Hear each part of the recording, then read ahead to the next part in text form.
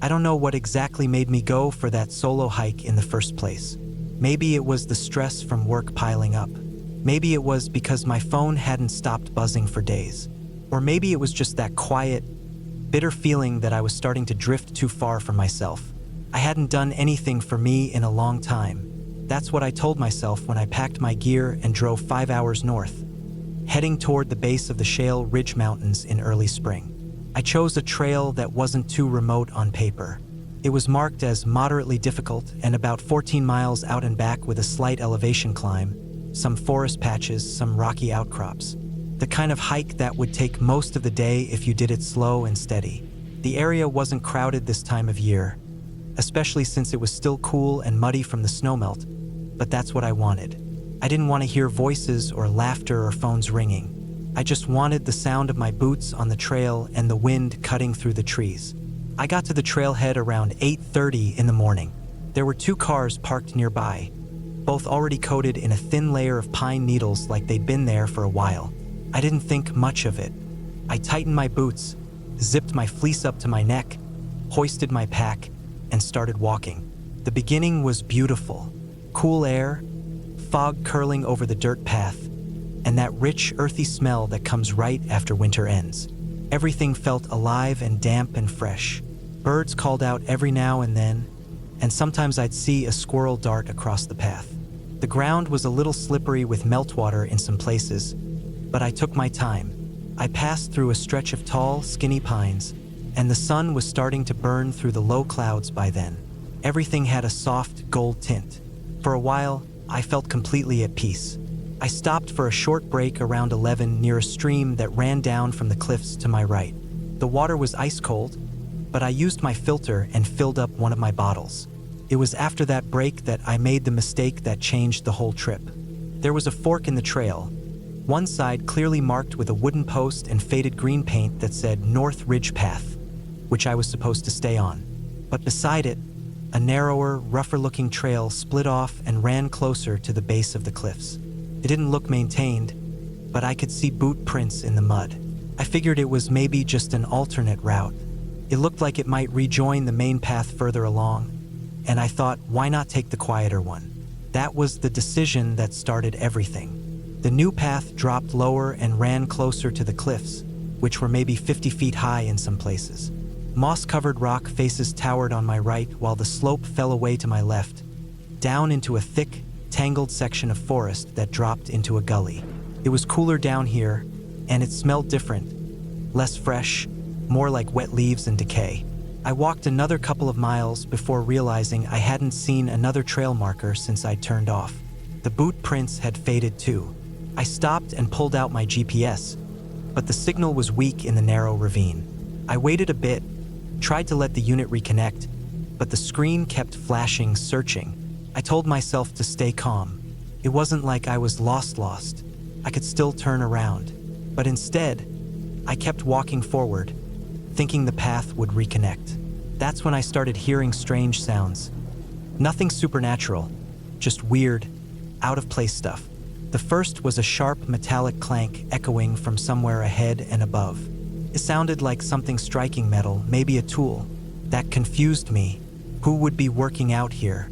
I looked around but didn't see anything except trees and stone. No logging equipment, no cabins, no power lines.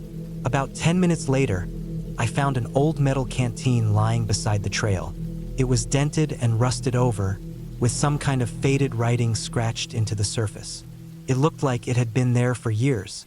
That's when I really started feeling uneasy. I tried to brush it off. Maybe someone lost it a long time ago, but something about the way it was just sitting there, cleaner than everything else, like it had been moved recently, put a knot in my stomach. I moved faster, trying to find where this path connected back to the main trail. But the terrain got worse. The trail narrowed to barely a footpath and became sloped, muddy, and slick with wet leaves. My boots kept sliding, and I had to brace myself on the cliffside with one hand to keep from falling.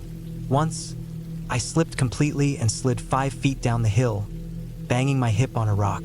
My water bottle popped out of the side pocket and tumbled all the way down into the forest below. I sat there for a few minutes trying to catch my breath. My hands were trembling. I knew I needed to turn around. But when I started back, I realized I couldn't find the way I'd come from. The path had become so faint and broken in some parts that it blended in with the rest of the forest floor. Everything looked the same. Trees, leaves, mud, rock. I circled the area twice, trying to spot landmarks, but I was just going in loops. That's when the panic really started to set in. My GPS was still out. My phone had no signal. I was alone, already past noon, and the air was getting colder. I decided the best thing to do was head uphill. The cliffs to my right had a steep incline that looked climbable in sections. I figured if I could get high enough, I might be able to spot the main trail or at least get a better signal. Climbing was slow and painful. The ground was soft and gave out under my boots more than once. I had to dig my fingers into the earth to hold on. I scraped my knuckles on roots and rock. My breathing got heavy, and sweat ran down my neck in cold rivulets. My hip throbbed from the earlier fall. Eventually, I made it to a flat ledge about halfway up. From there, I could see the gully I had come from. Just endless trees and brush, no clear trail. But when I looked to the north, I saw something else. It wasn't the main trail. It was a structure. At first, I thought it was a rock formation, but then I saw it was too square, too straight. A cabin, a very old one. It was hidden deep in the trees, far off what should have been any known trail. The roof sagged in the middle, the wood dark with age. There was no smoke, no signs of life, no lights. Still, it was shelter. I made my way down the other side of the ledge, bushwhacking through the thick growth, using a stick I found as a walking aid. It took almost an hour to reach it. The sun was already low, orange light filtering through the trees. I was exhausted, thirsty, and sore. When I got to the cabin, I stopped about 20 feet away. The door was slightly open, not broken, just ajar. There was no lock, no sign of a recent presence. But I felt watched, not like a supernatural fear, just a raw animal kind of fear, like I'd stepped into someone's space without permission. Still, I needed to rest. I pushed the door open and stepped inside. It smelled like dust and damp wood. There was one small room, a broken table, an old chair, and what looked like a makeshift bed frame with moldy fabric on top. Against the far wall was a rusted stove. Everything was covered in a thin layer of grime, like no one had been there in years. I didn't sit down. I just stood in the center and looked around. There were scratches on the inside of the door, parallel lines, as if someone had raked a knife or tool across it again and again. There were pieces of broken glass on the floor in the corner. And in the middle of the room, I found a torn backpack. It was filthy, sun-bleached. Inside were faded maps, wrappers, and a broken compass. I stepped back outside, heart racing. Something was wrong about this place. I couldn't say what, but my body knew it before my brain did. I moved away from the cabin and camped that night under a rock shelf nearby instead. I barely slept. Every sound, the creak of a tree, the crunch of an animal moving through the brush, made my heart pound. At dawn, I climbed further up the ridge. By noon, I finally got a weak GPS signal. It told me I was almost 2 miles off the main trail, and the elevation was higher than it should have been. I rerouted and made my way back, slowly and painfully, using landmarks and terrain markers to find the correct way. I got back to the trailhead at nearly sunset the next day. My body was sore, my hands scratched raw, and my water was nearly gone. But I'd made it. I filed a report with the local ranger station, telling them about the unmarked trail and the cabin. They took notes but didn't seem surprised. One of the rangers, older and quiet, told me later that there were lots of places like that in those woods. Old trapper cabins, some left from the 30s or 40s, built illegally and forgotten. Some had histories that people didn't want to talk about. Accidents, disappearances, but nothing they could ever prove. I don't think I was ever in danger from a person, but I do think I stepped into a place that wasn't meant to be found again. A place that nature had tried to swallow, but some part of it stayed behind. Not haunted, just wrong. I haven't hiked alone since then. I still get outside, still love the woods, but I stay on the trail. I stick to the maps. I follow the markers, because the scariest things out there aren't ghosts or monsters. They're the moments when you realize no one knows where you are. when the trees go quiet, when the trail.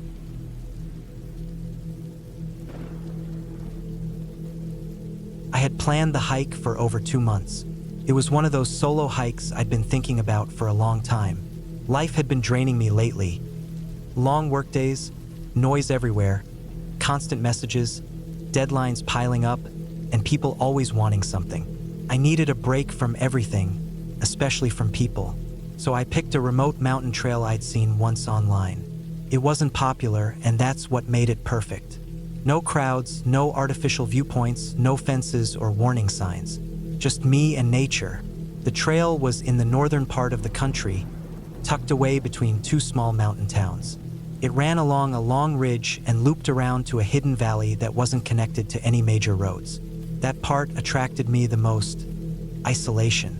I'd studied maps, read blogs, even looked at weather trends. The route looked safe enough if you were experienced, and I'd done years of hiking, some solo, some with groups. I wasn't a professional, but I knew how to stay alive out there. I drove up early one Friday morning, around 5 a.m.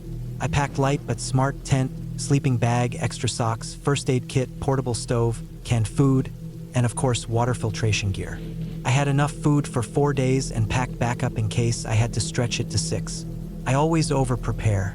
My backpack was heavy but manageable. The drive to the trailhead was uneventful. Once I parked the car on the dirt road shoulder near the forest line, I did a final check.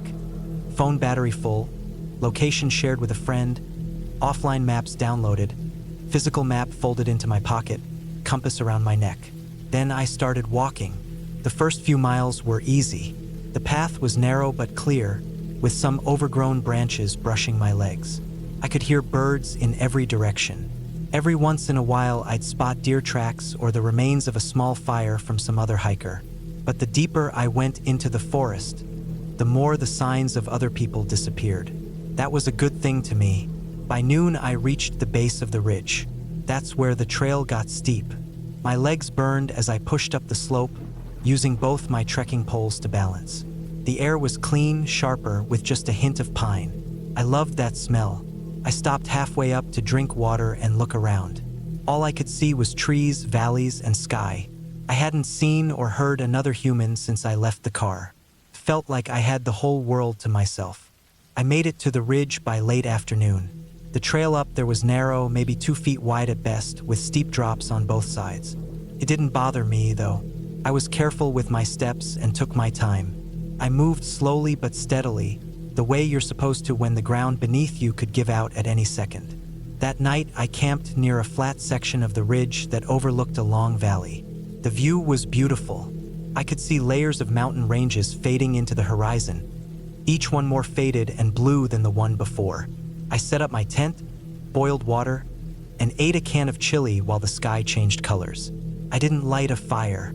I didn't want to draw attention. I sat there in the cold, watching the stars come out one by one. That silence, no cars, no people, not even the hum of power lines. That was what I came for. I slept well that night, but I woke up before the sun came up. It was freezing. I boiled water for coffee with stiff fingers and packed up quickly, trying to warm myself by moving. I kept walking along the ridge. The trail wasn't marked, but I had my map and compass. I checked them often. By the second afternoon, things started to feel off. It wasn't anything dramatic. No loud noises, no weird shapes in the trees, nothing like that. Just little things that slowly started adding up. First, I found a dead crow. That wasn't unusual in itself, but it was lying right in the center of the trail, like someone had placed it there. No blood, no signs of attack, just dead, neck bent, eyes open. I stepped around it and kept going, not thinking much of it. Then I saw another one a few miles later. This one had its wings spread out, almost like it had fallen from the sky mid-flight. Again, no blood, no wounds, just dead. Later that day, I reached a small clearing where I was planning to set up camp. There was a tree near the center of it, tall and thin, with bark peeling off in places. Around the base of the tree were dozens of little stones stacked in piles. Each one was no higher than a foot. At first, I thought it was just some weird geological thing. But when I looked closer, I saw they weren't just random. Each pile was shaped the same, narrow at the top, wide at the base, like little towers. It looked like someone had built them, dozens of them, maybe hundreds. I didn't touch them. I moved my camp farther away and slept badly that night. I kept waking up, thinking I heard footsteps outside my tent, but every time I unzipped it, there was nothing, just trees swaying and silence. By the third day, I reached a fork in the trail that wasn't on my map. One path went down into a shallow canyon. The other continued along the ridge. The ridge trail was what I'd planned, but I could see storm clouds building to the west. If it rained, the ridge would get slippery. Dangerous. The canyon looked more sheltered. I decided to take the safer route. As I walked down into the canyon, the air changed. It got cooler and heavier. I noticed the trees here looked different, taller, older, covered in thick moss. The ground was damp, and everything smelled like wet stone and rot. I figured it was just a denser part of the forest. I didn't realize then that this was the part of the hike where things would go very wrong. I hiked down for about 2 hours before I noticed the trail was gone. Not overgrown, gone. The packed dirt just faded into moss and rocks. I looked at the map again, but it didn't show this section at all. My compass still worked, and I knew the general direction I had to go, so I pushed on, trying to reconnect with the trail on the other side of the canyon. That's when I started feeling like I was being watched. It wasn't a clear feeling, not like in movies where people say they knew something was there. It was more like hesitation. I found myself looking over my shoulder more, pausing more. Every now and then I'd hear a crack of a branch behind me. When I stopped, it stopped. That happened more than once. I told myself it was animals, deer, maybe even a bear keeping its distance. But the sounds didn't match animal movement. They were too light, too careful. I felt like something was matching my steps. That night, I didn't set up camp properly. I found a narrow rock overhang and crawled underneath it with my sleeping bag. I didn't cook anything. I didn't even take off my boots. I just lay there for hours listening. At one point in the night, I heard a long, slow dragging sound not far from where I was hiding. Then silence. In the morning, I found what looked like human footprints near where I had slept.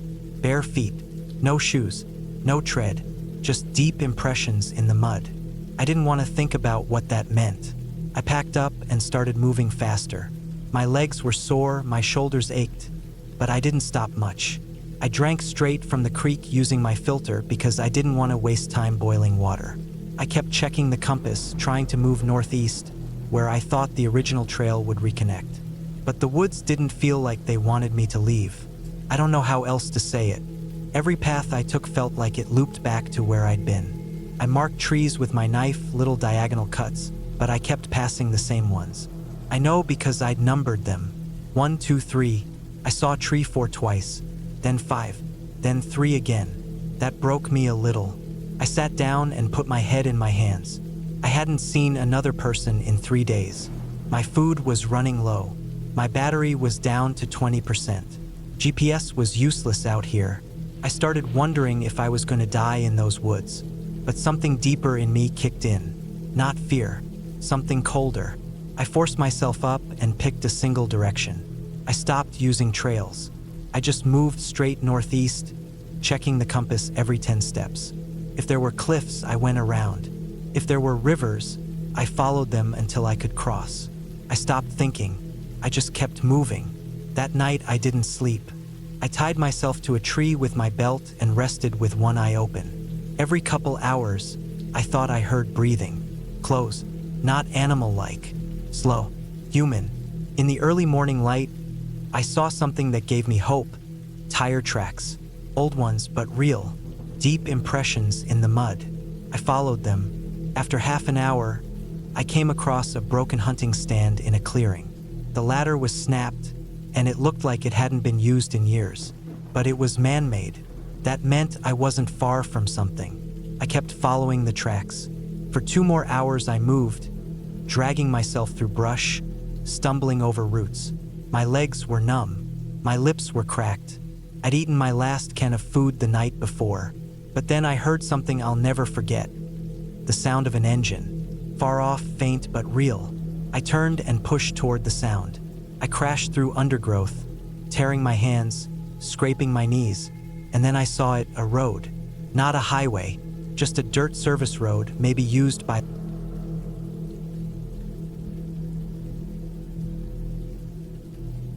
I started hiking when I was in my late 20s. It began as something I tried just to get away from the city.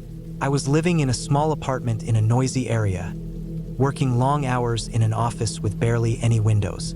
Every day felt the same. I'd wake up to the sound of traffic, sit in a crowded bus, spend 8 hours looking at a screen, then come home too tired to do anything but order food and scroll on my phone. I wasn't happy with where I was or where I was going. Hiking gave me a small way out. The silence, the clean air, the effort it took. It helped me feel real again. So over time, I started doing longer hikes, rougher ones, sometimes even solo. That's how I ended up on a trail called Red Pine Loop, somewhere up in the Pacific Northwest. It was about 15 miles long, but most of it was steady, with mild climbs and wide dirt paths.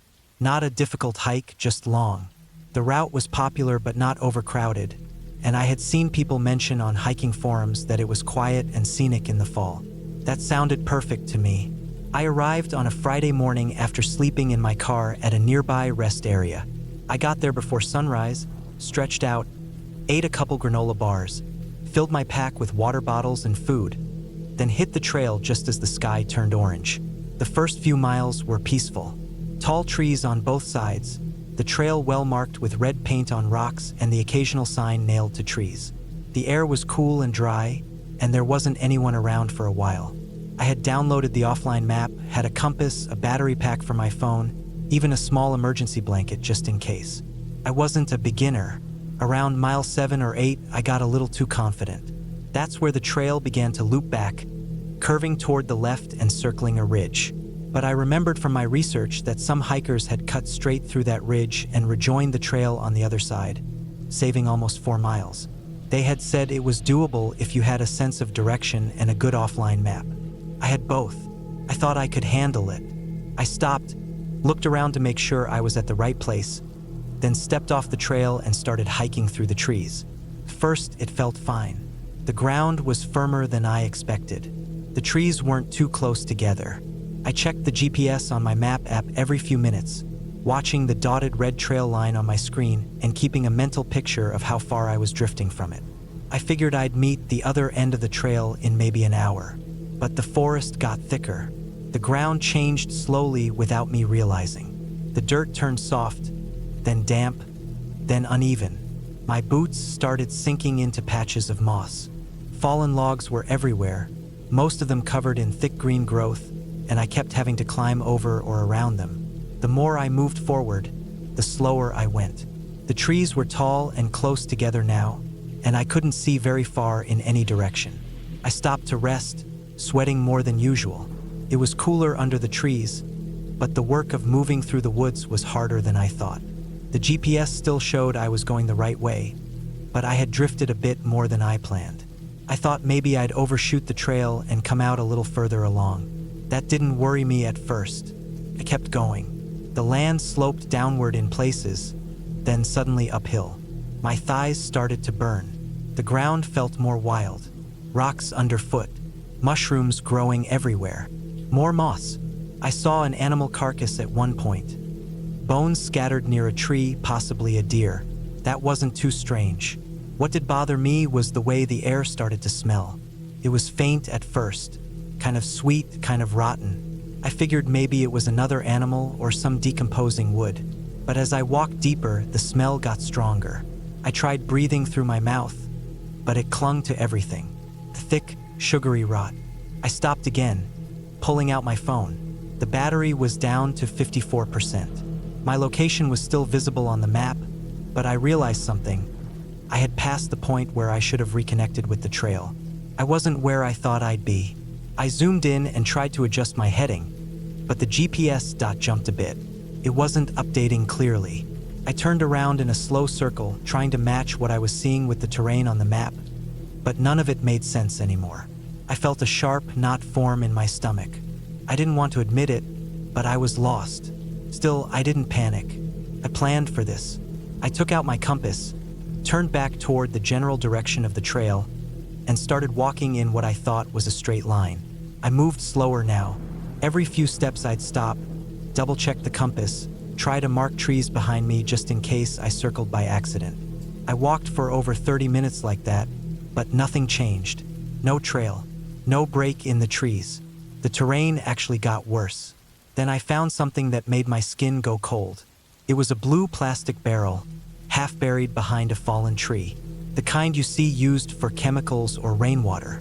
It had no markings on it, just a sun-faded lid, and it looked out of place. It didn't belong in a forest like this. Beside it were 2 rusted shovels and a torn tarp. There were drag marks in the moss leading from the barrel to a nearby pit. The pit had been filled in recently. The dirt was looser, darker, like it hadn't fully settled. I stared at it for a long time. Then I turned away. I don't know what I was thinking. I didn't open the barrel. I didn't touch anything. I just kept walking faster now, away from that place. My heart was pounding. That wasn't a camping site. It wasn't someone's survival stash. It looked like something people weren't supposed to find. I kept heading in what I hoped was west. I stopped checking the GPS because the signal kept cutting in and out. I relied on the compass. I tried to calm myself down, repeating in my head that I'd find the trail soon. But I didn't. Then I saw something else. A small structure in the trees, barely visible under the branches. It looked like a hunting blind or a homemade shack. The walls were plywood, the roof a sheet of rusted metal. There was a smell again, that same thick, sweet rot. I couldn't stop myself. I stepped closer. The shack was old but still standing. The door was slightly open, hanging on one hinge. I looked inside. It was dark, but enough sunlight came through the gaps in the boards to show what was in there. A folding table, a gas burner, empty bottles, black trash bags in a pile, and a cooler. There were clothes too, old, dirty ones tossed in a corner. The place looked like someone had been living there or working there. I didn't know which was worse. My skin crawled. I turned and walked as fast as I could. I was no longer thinking clearly. Every noise made me freeze. I didn't know if someone was nearby, watching. The forest suddenly felt alive in the wrong way, like something was closing in. I tripped twice. I scraped my hand on a rock. I felt something sting my ankle. I didn't stop. After what felt like an hour, I reached a dry creek bed and followed it, hoping it would lead somewhere. The light was starting to fade now. The sky was still blue, but under the trees it was already dusk. I hadn't eaten since noon. My water was halfway gone. Then I heard the engine. It was faint, maybe a mile away. I froze and listened. It sounded like an ATV, maybe a chainsaw. Couldn't tell, but it wasn't a plane or a car. It was nearby, and it was moving. I dropped low behind a rock and waited. The sound came and went. It didn't get closer. It moved in a wide arc, then faded again. I didn't move until it was silent. I realized I had no idea who was out here. Whoever buried that barrel, whoever lived in that shack, they might still be around. If they saw me, I didn't know what would happen. I stayed low and started moving in a different direction, keeping the sound behind me. I kept walking until my legs burned. Then I saw the first real sign of hope. A broken wooden sign, almost hidden in the brush. It had once said something, but only the letters RE were still visible. I recognized the shape. It was one of the old red pine trail signs. I had seen one like it near the entrance earlier that morning. I must have looped back toward the far end of the trail. I climbed up a steep slope behind the sign and found the actual trail, wide, clear, and solid. It felt unreal, like stepping into a dream. I didn't even celebrate. I just started walking. I made it back to my car by nightfall.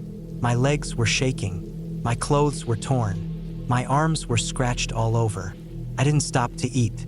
I threw my pack in the trunk, got behind the wheel, and drove for over an hour before I felt safe enough to pull over and breathe. I never reported what I saw. I told myself it wasn't my business. Maybe it was an old meth camp. Maybe it was just garbage left behind by some squatter. Maybe that pit was for an animal. But I knew that wasn't true. I had seen the barrel. I had smelled that smell. Weeks passed, then months. I never went back to that area. I stopped hiking solo for a long time. I started having dreams of the forest, of walking endlessly through trees that all looked the same, of following a sound and never finding the source. Sometimes I wonder what would have happened if I opened that barrel.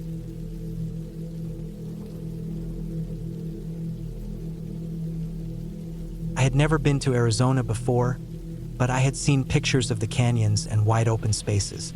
Something about the dry, empty land and the sharp red rocks made me feel like I needed to see it all for myself. I wasn't looking for anything spiritual or deep. I just wanted to hike alone, far away from traffic, city sounds, or even people. It was supposed to be a short trip, 4 days total. 2 of those days on a remote canyon trail I had read about online. It wasn't one of the touristy spots. It was somewhere people didn't go often, something like a forgotten hiking route about 2 hours from the nearest town. No cell service, no rangers nearby, no campgrounds. Just a trail that dropped between rock walls and followed an old riverbed. There was a warning at the trailhead about flash floods and wildlife, but I didn't think much of it. I had checked the weather forecast and packed plenty of water and food. I also brought a printed topographical map of the area, since I knew my phone wouldn't be useful. The first morning started out quiet. The sky was blue and cloudless. I parked my rental car near a patch of dirt and brush, locked it, strapped on my pack, and stepped onto the trail. The air felt dry and still. There were no trees, just scattered bushes and cactus, and all I could hear was the soft sound of my boots brushing dust. I hiked about 7 miles that first day. The trail slowly dropped into a narrow canyon, not more than 10 feet wide in some places. The rock walls climbed up on either side, maybe 30 or 40 feet high, turning from red to orange to dark brown as the sun shifted.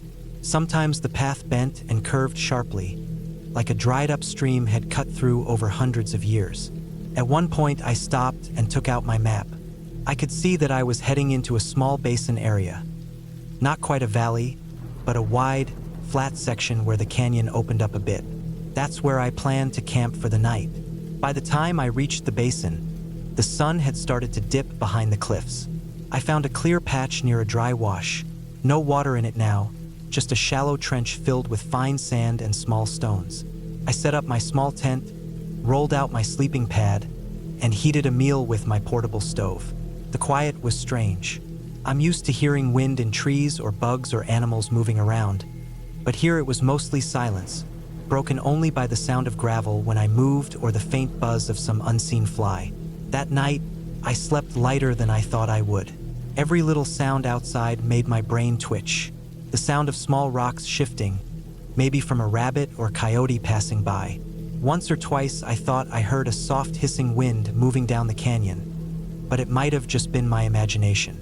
Still, nothing bad happened, and when the sun came up, I packed up and got moving again. The second day was supposed to be the easy one. I only planned to hike about 5 more miles through the canyon, then cut east across a narrow ridge that would bring me around full circle toward my starting point over the next 2 days. I figured I'd reach a good spot to camp again before sunset and maybe climb up to get a good view. But around midday, things started to go wrong. I was walking along a section of the canyon that got very tight. The walls narrowed to maybe 6 feet apart, and the floor sloped slightly downward. There were deep grooves in the rock, like water had once rushed through hard. I noticed some mud stuck in cracks that looked fresher than the rest of the dry dust. That made me pause for a second. There hadn't been any rain in the forecast, and the sky was still clear. But I got a strange feeling in my stomach. I didn't stop for long. I kept going. About 20 minutes later, the path took me deeper between even taller walls. Now it felt like I was walking in a slot, a carved tunnel with rock walls on both sides. Felt cooler in there, almost like being underground. The light dimmed, and I could see only a thin strip of blue sky above me. That's when I realized that if anything happened, if a storm started or water came through, I had nowhere to go. No high ground, no ledge to climb, nothing. The trail twisted again, and just around the bend, I found something that made me stop cold. It was a backpack, an old one, faded green and lying on its side against the wall. Some of the straps were torn. I knelt down and touched it, brushing off a layer of dust. It had been there for a while, but not long enough to rot. I looked inside. A crushed water bottle, some rusted metal utensils, and a map, like mine but older and torn. There was also a pair of broken sunglasses. No ID, no wallet, no name on anything. Just a pack that someone must have dropped or left. I looked around carefully. The air felt wrong now. I couldn't explain it. The silence that had felt peaceful before now felt heavy. My eyes kept scanning the tops of the cliffs above me, checking for any sign of movement. I stood up slowly and kept walking, but I started checking my map more often now. About half an hour later, I noticed the walls starting to widen again, which should have been a good sign. But then I saw something even worse. Footprints. Human footprints in the soft sand, but only going one direction, deeper into the canyon. No prints going the other way. I followed them slowly. At first I thought maybe they were mine from earlier, but they didn't match my boots. They were wider and the heel shape was different. Also, I had been careful not to step in the softest sand. Whoever made these walked right through it. I kept looking behind me. The feeling in my gut was worse now. Something was off. The sun moved behind a cliff and threw half the canyon into shadow. I told myself I just needed to get to the ridge and climb out. I'd find a high point, set up camp, and get a better look at the area. I had a whistle in my pocket in case of emergencies, and my phone was useless out here. Still, I felt safer just gripping the whistle in my fist as I walked. Then I smelled something. It was faint at first, a mix of burned wood and something rotten, like a campfire with meat that had spoiled. I thought maybe it was a dead animal nearby, maybe a mountain lion kill. I slowed down and kept my steps quiet. Around the next bend, I found where the smell came from. Someone had made a fire, a small one, mostly ash now. Nearby were bones, small ones, maybe from a rabbit or bird, and a rusted metal can that had been used to boil something. It wasn't just a random fire. Someone had camped here, not recently, but not that long ago either. I could still see blackened wood and ash that hadn't blown away. I backed up and looked around, checking the rocks for movement. No sound, no voices, just the same still air. I didn't want to stay there. I kept walking faster now. My legs felt stiff and jumpy, and I was sweating even though it wasn't hot. I was getting close to the ridge according to the map, but the canyon bent again and got deeper. I had to climb over some fallen boulders and down into another slot. That's when I heard something behind me. It wasn't loud, just the soft scrape of gravel. I froze. My heart jumped into my throat. I turned slowly, but there was nothing there. I waited, listening. Nothing. I took out my small utility knife. I knew it wouldn't help much if someone or something was following me, but it made me feel better. I moved fast now. My boots slipped a few times on loose rock. The sun was getting low. Shadows stretched longer across the canyon floor. I didn't want to spend the night down there. I had to reach the ridge, but then I reached a wall. According to the map, there should have been a slope leading up to the ridge from here, but instead there was a cliff, maybe 20 feet high, smooth rock, no handholds. A rockfall must have changed the landscape since the map was made. The ridge was up there, but I had no way to climb it without gear I didn't have. I swore under my breath. I looked back the way I came. Going back felt worse. My stomach was tight. I decided to follow the canyon further, hoping to find another way up. Another hour passed. It got darker. The wind picked up a little, whispering through the rocks. I couldn't find a way out. The canyon bent and twisted and narrowed again. I kept looking up at the sky, watching the color shift from pale yellow to deep blue. I had to stop. I needed to camp. I found a spot between two large rocks that formed a sort of natural shelter. It wasn't perfect, but it was hidden. I set up my tent quickly, kept my light low, and ate just enough to keep my stomach from hurting. The wind howled softly above, and every once in a while I thought I heard small rocks shifting outside. I barely slept that night. In the morning, I packed up fast. I didn't want to eat. I just wanted to get out. I marked my location on the map, then circled the canyon's direction again. I had one option: follow the canyon further until it opened into a wider area and try to climb out from there. I walked for hours. The canyon changed again. Now the rock was paler, and the air felt hotter. I passed more signs of someone else. Another piece of torn fabric caught on a branch, a boot print half covered in sand. Once, I even saw a broken hiking pole lying in a crack between two boulders. Every time I found something, my skin crawled more. Who left these things? Why hadn't they come back? Finally, by late afternoon, I reached a place where the canyon walls dropped lower.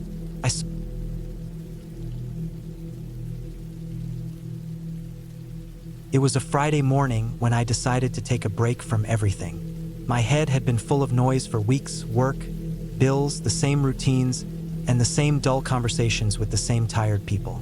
I didn't want to be around anyone for a while. I just needed space.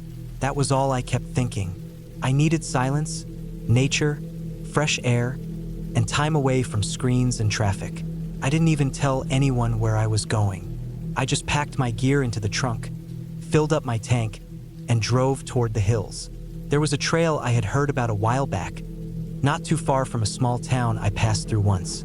I had pinned it on my map a few months ago, thinking I'd hike it someday when I had the time. I finally had that time now. The trail was called Kestrel Loop. It wasn't well known, and that was part of the appeal. I wasn't looking for a social media-worthy hike with picture spots and lines of people snapping selfies. I wanted the opposite of that.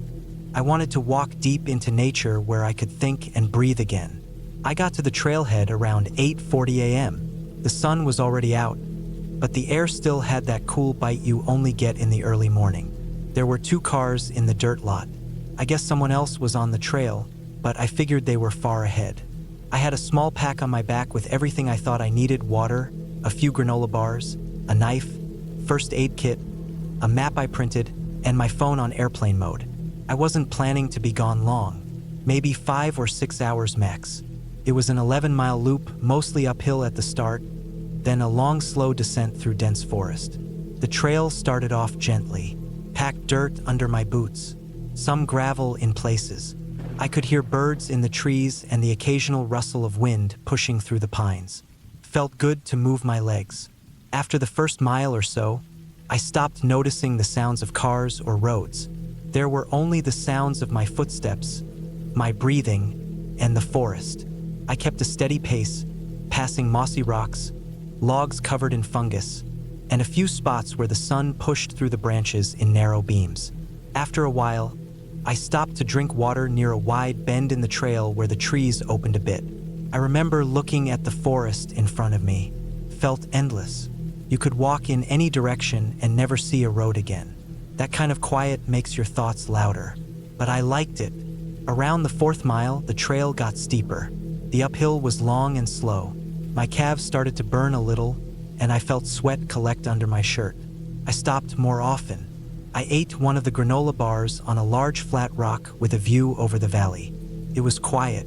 I didn't see anyone. I figured the other hikers were already done or had taken the shortcut trail that looped back after 2 miles. I kept going. I wanted the full loop. Eventually, I made it to the high point of the trail.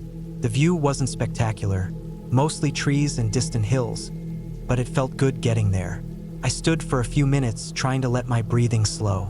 I checked the map again. I had done about 6 miles. I figured I could make it back by mid-afternoon. The trail would slope down gradually and wind through forest.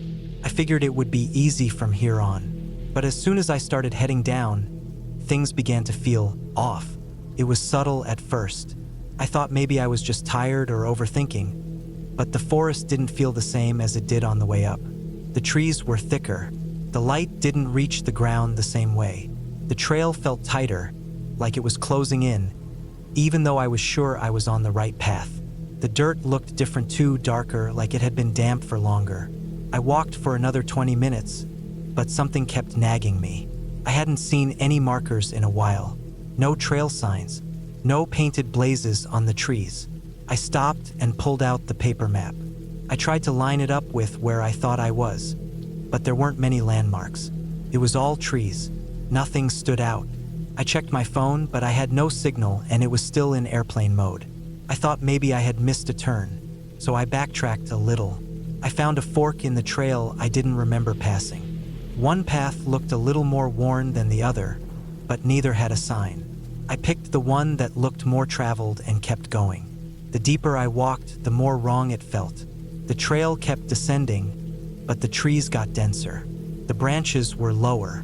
The ground got soft and muddy in places. There were no birds now, no wind either. It was just quiet, too quiet. My footsteps made the only sound.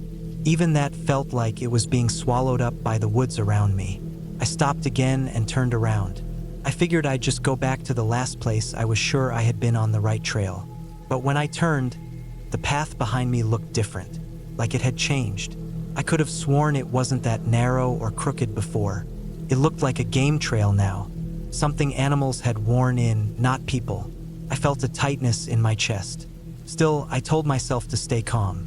I wasn't lost. Not yet. I had the map. I had supplies. Worst case, I could retrace my steps slowly and find the main trail again. I just had to be careful. I kept walking.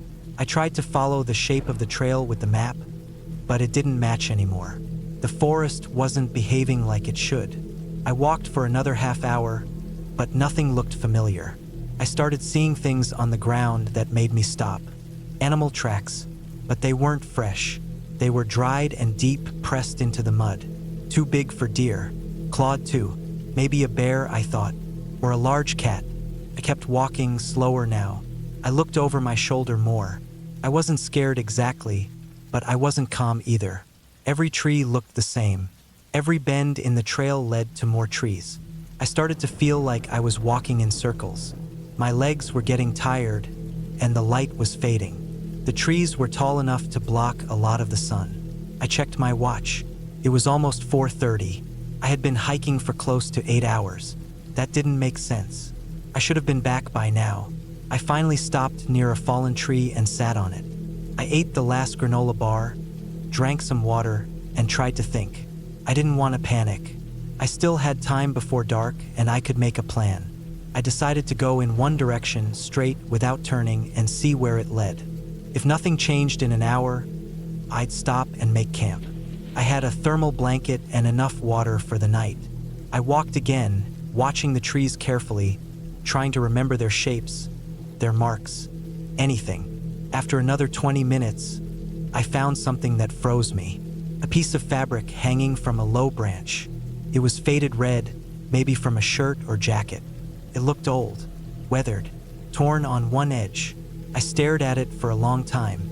It was the first human thing I'd seen in hours, and it didn't comfort me. It made it worse. Someone else had been here, and they left part of their clothing behind. I moved slower after that. Every snap of a branch under my boots made my skin crawl. I felt like I was being watched. I kept checking behind me. There was never anything there, but I couldn't shake the feeling. I even started to hear things that might not have been real. Twigs cracking in the distance, faint thuds, something like breath. I told myself it was my mind playing tricks, but that didn't help much. Eventually, I stopped. It was getting too dark to see. I set up a small camp near a large tree with a thick trunk. I used the emergency blanket, laid it out, and sat on it with my back to the tree. I ate a few nuts I had in my pack, drank more water, and waited. I didn't sleep. Not really. I dozed in short bursts, but every sound pulled me awake again. The forest was loud at night in a different way. Small animal noises, insects, the occasional gust of wind. But there was also something else. A heavy silence between the sounds, like the forest was holding its breath. I didn't see anything, but I felt it.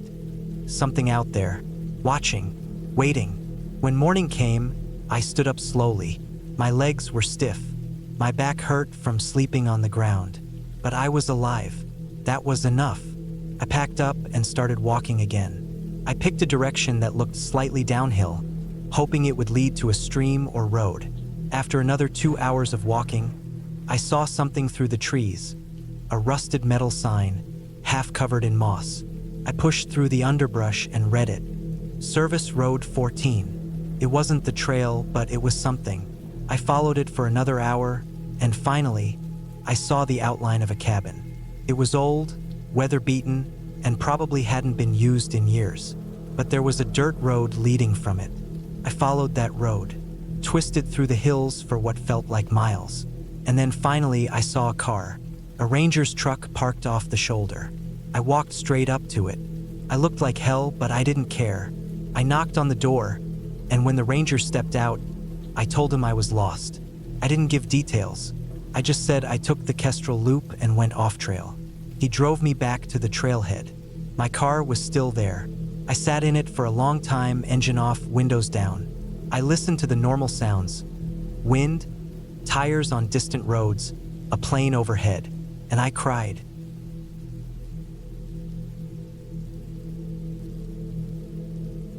I've always liked being alone in the woods.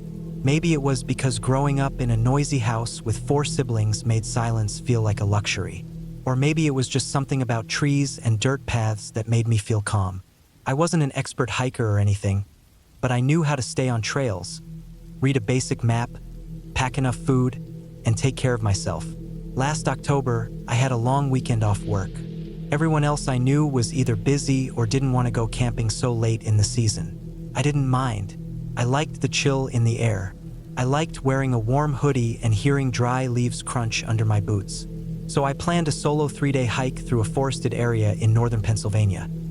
A place with decent elevation, few people, and long stretches where you wouldn't hear a car or phone ringing. I picked a loop trail that would take me deep into the woods, far from towns or service roads. It was supposed to be a peaceful trip, just walking, eating, sleeping, and thinking.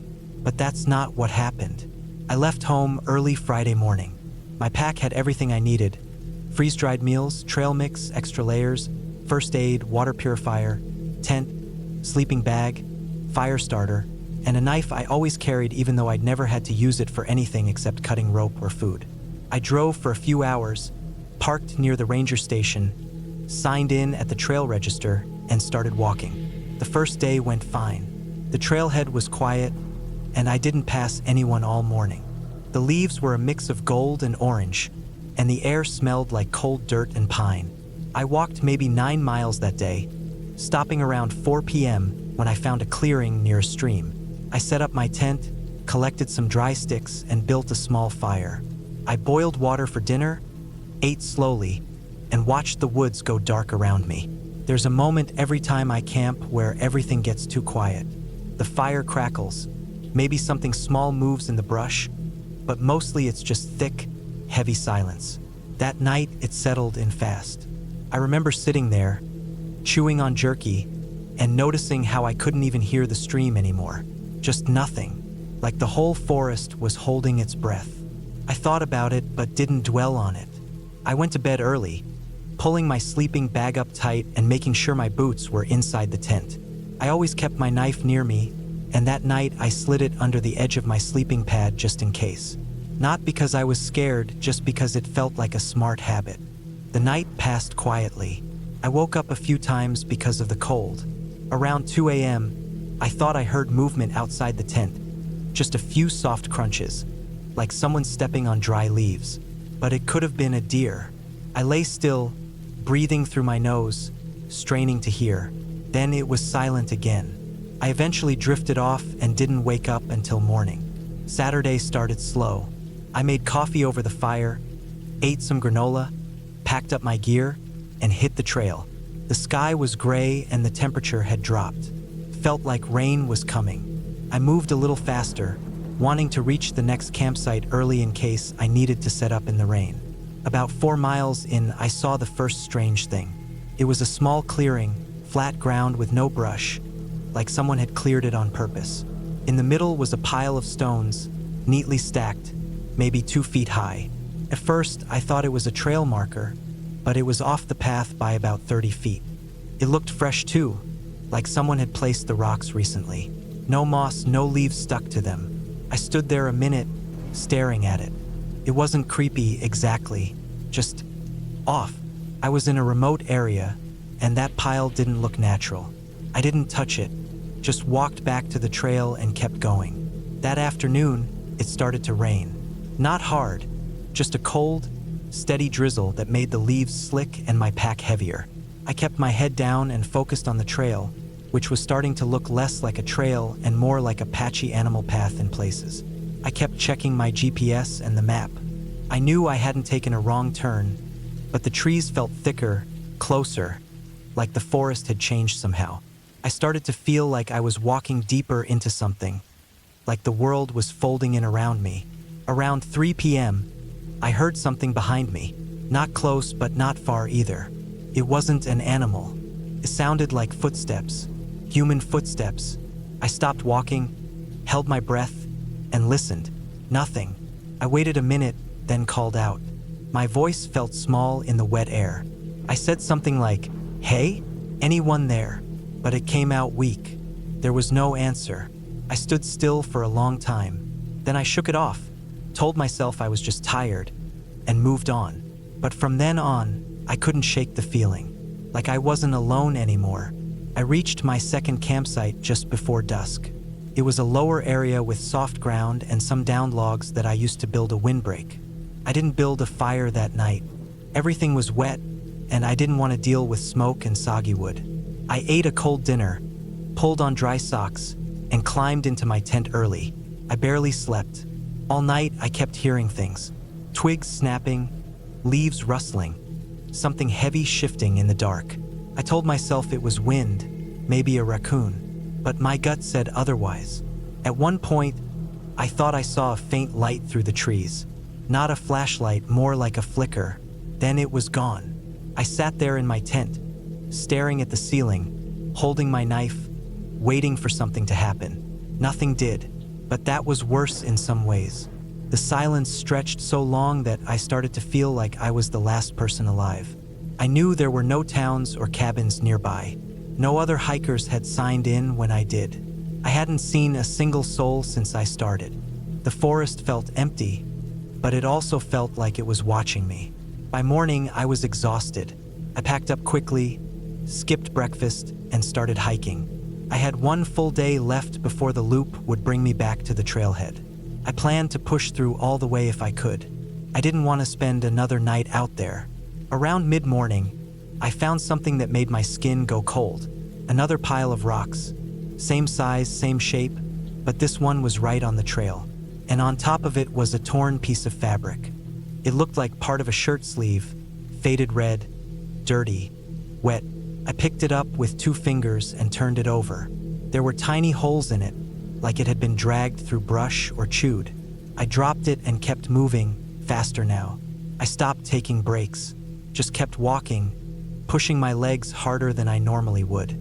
I had this tight feeling in my chest like someone was following me. I kept checking behind me every couple of minutes. Just after noon, I started seeing boot prints. Big ones, not mine. The tread was different, deeper, wider, like work boots, and they were fresh. They followed the trail, then veered off into the trees, then came back. I found them again and again, always a few steps ahead of me or behind me. I stopped checking the GPS. I just wanted out. At one point, I thought I heard breathing. Close, slow, like someone trying not to be heard.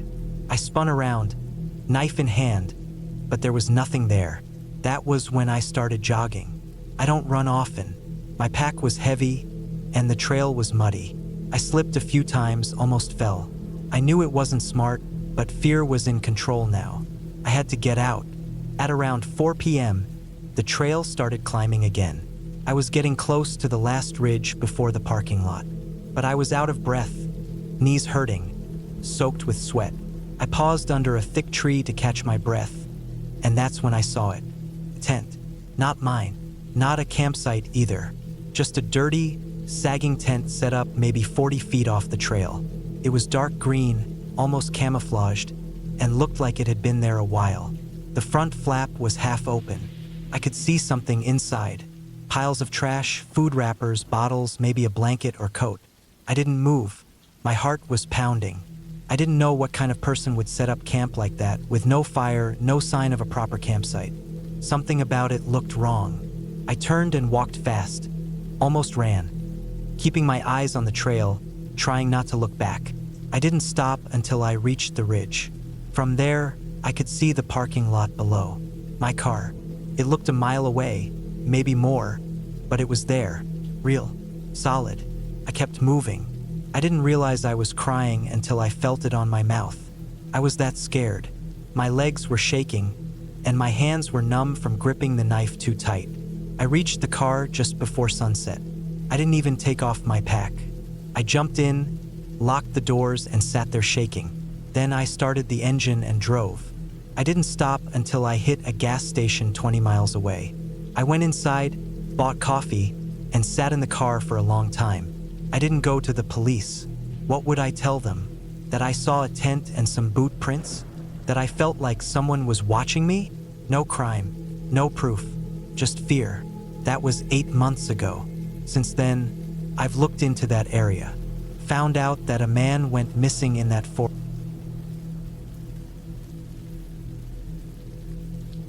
I started the hike on a Tuesday morning, early in September. The weather was cool, just the way I liked it. The summer heat had passed, but winter wasn't close yet. The air had that dry, clean smell, and the trees were starting to shift colors. I had been planning this solo hike for a few months, aiming for a remote trail up north, near the border of Montana and Canada. The trail wasn't a tourist magnet. That was the point. It was long, hard to access, and not maintained often. I liked that. I thought it would give me peace, space, and time to think. I parked my truck near an old Forest Service road that led into the mountains. The place was quiet, no other cars, no people. The first few miles felt good. The trailhead was marked by a rusted sign almost buried in overgrowth. I strapped on my pack, checked my water bottles, tightened my boots, and started walking. The first day was uneventful. I walked close to 15 miles, uphill most of the way. The trail was mostly dirt and dry roots. A few fallen trees blocked the path, and I had to climb over or go around. My legs burned, but it felt good. I didn't see anyone all day, just a few deer in the distance and the occasional bird darting out of the trees. Around late afternoon, I reached a small clearing near a stream and set up camp. I had a basic setup: one-person tent, a simple tarp, some dehydrated meals, and a small stove. That night, I fell asleep to the sound of the stream. It was peaceful. The second day, I kept climbing. The trail turned rougher, more rocks, less of a clear path. I started using my hands at some points to pull myself up. Trees got thicker. The air felt thinner. At one point, I stopped and realized how quiet it had gotten. No wind, no birds, just my own breathing and the sound of my boots on the ground. It was strange, but I told myself not to overthink it. I kept walking. By early evening, I reached an old fire lookout spot. It was empty, just a stone base where a tower must have stood decades ago. There was a wide view of the valleys and peaks around me. I could see for miles. I didn't see any houses, lights, or roads. Nothing, just endless forest. That night, I had a hard time sleeping. I kept waking up every hour. My body was tired, but my mind wouldn't relax. At one point, just after midnight, I thought I heard something walking near my tent, a soft rustle, then nothing. I sat up, heart pounding. I listened hard, held my breath. The sound didn't come back. I convinced myself it was wind or a small animal, maybe a raccoon or a squirrel. By the third day, I was deep into the trail, miles from the nearest road. My map showed I was halfway through the loop. The plan was to keep heading north, cut west, then loop south and return to my truck by the 6th day. I checked my food, water, and GPS. Everything was fine. I kept walking, but that day something changed. It started with footprints. Around noon, I passed a muddy section of trail near a marshy area, and I saw prints. Not animal prints, boot prints, big ones, bigger than mine, deep in the mud, fresh. I stopped and stared. I hadn't seen anyone in 3 days. I figured maybe someone else had come through earlier in the morning, but I didn't hear or see anyone ahead of me. I followed the trail for another hour, but those prints stayed ahead of me, always fresh. I could see the edges were still sharp, not worn by wind or rain. I sped up, trying to catch up, but never saw anyone. I felt strange about it, but I didn't want to turn around. I figured maybe I'd meet them at the next campsite. Maybe we'd talk. Maybe they were just a quiet hiker like me. When I reached the next ridge, I saw something off to the left of the trail. Something shiny. I walked off the trail to check.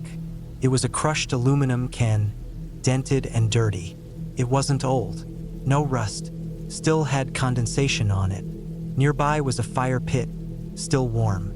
Someone had definitely been there recently. I called out. Nothing. No sound. No reply. I moved on. Something inside me told me not to stop there. That night, I camped under some tall pines on a slope. I made sure to hang my food from a branch, tied high to avoid bears. I sat near the small fire, eating quietly, staring into the dark.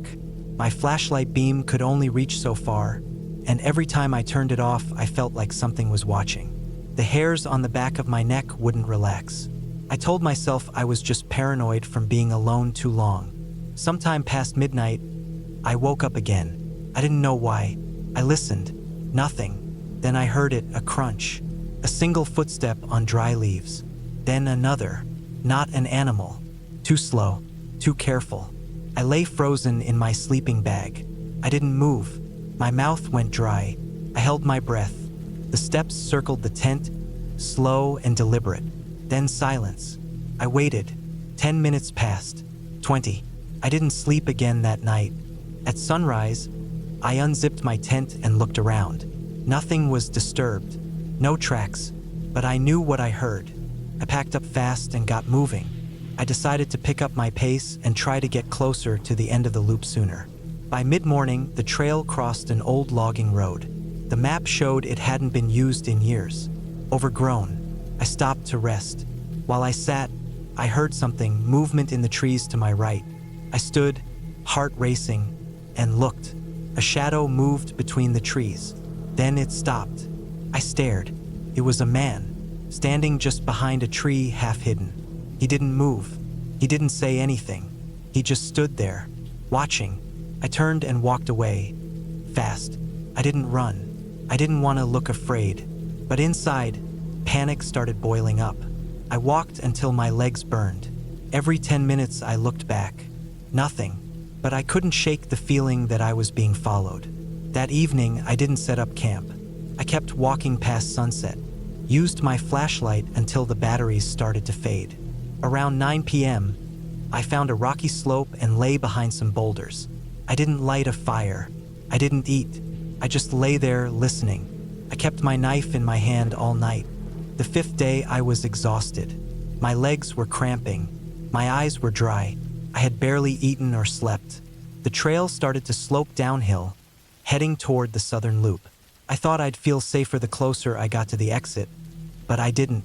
Every time I turned a corner, I expected to see someone. Every snap of a twig made me flinch. Around noon, I saw something that made my stomach twist. Hanging from a tree was a rope. Not thick like a climbing rope, thin, frayed like cord. It was tied into a noose and swaying slightly in the breeze. It wasn't old. The bark under it was fresh cut. Someone had put it there recently. I didn't stop. I didn't even look long. I just kept going. Later that day, I found more boot prints, deeper, like someone was running. The trail became harder to follow, like someone had tried to mess it up. Branches broken, rocks moved. I kept checking my GPS every 5 minutes, making sure I didn't get turned around. At sunset, I saw smoke ahead, thin and light, rising from behind a ridge. I didn't want to go near it, but the trail went that way. I slowed down, crouched, moved as quietly as I could. When I reached the ridge, I looked over. Down below was a small clearing. In the middle of it, a man stood near a fire. He was tall, wearing a hood. His back was to me. There was a tarp on the ground with something under it, big, lumpy. I watched, heart hammering. He turned suddenly, like he heard me. I ducked behind the rocks. I stayed there for almost 30 minutes, not moving. When I looked again, he was gone. The fire was out. The clearing was empty. I didn't go down there. I went off trail, cut through the trees, scraping my arms and legs on branches, trying to put as much distance as I could between me and that place. That night, I slept in short bursts, hidden under a fallen tree. I didn't even unroll my sleeping bag. I just lay there with my backpack still on, waiting for daylight. The 6th day, I reached the last stretch of the trail. My GPS showed I was less than 5 miles from my truck. My hands were shaking. I hadn't eaten more than a few energy bars. I was dirty, bruised, and mentally drained. But I didn't stop. I walked as fast as my legs could go. I didn't look back. When I finally saw the Forest Service road and the edge of my truck through the trees, I almost cried. The truck was untouched. No flat tires. No broken windows. I threw my pack in the bed, jumped in, and locked the doors. As I drove away, I didn't look in the mirrors. I just kept going until I reached the next town. I found a gas station, sat in the bathroom, and washed my face in cold water. I stared at myself in the mirror for a long time. I didn't call the police. I didn't know what I'd even say. I didn't have pictures, names, or any real evidence.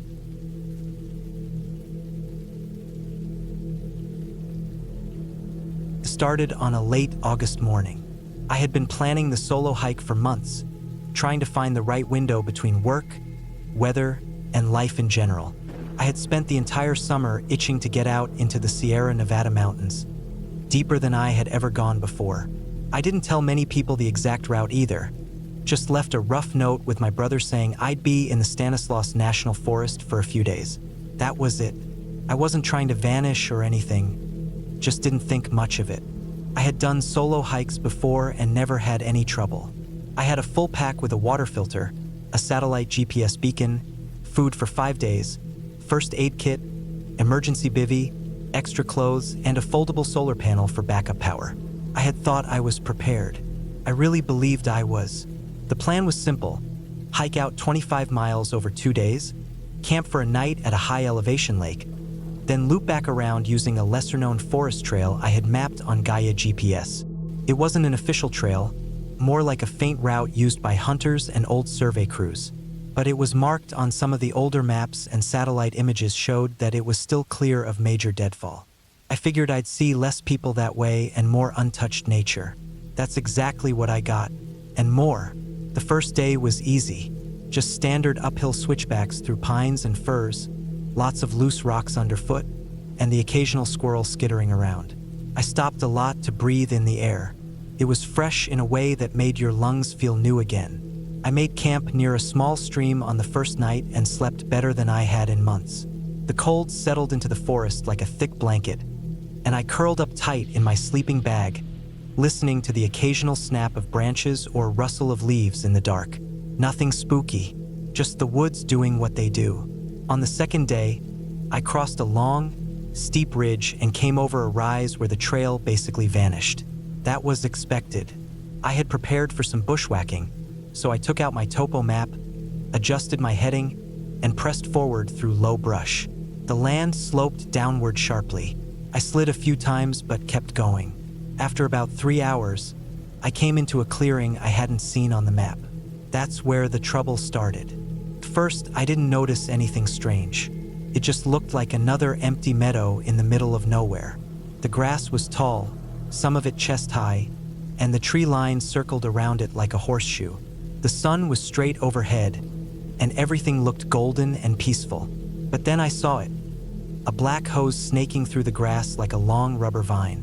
I followed it with my eyes, kept going and disappearing into the woods again. Then I saw another one, and another. There were dozens of them, some small, others thick. They didn't look natural at all, and they clearly weren't part of any Park Service setup. I got a knot in my stomach but kept moving forward, slow and quiet. I was curious, but I also felt like I shouldn't be there.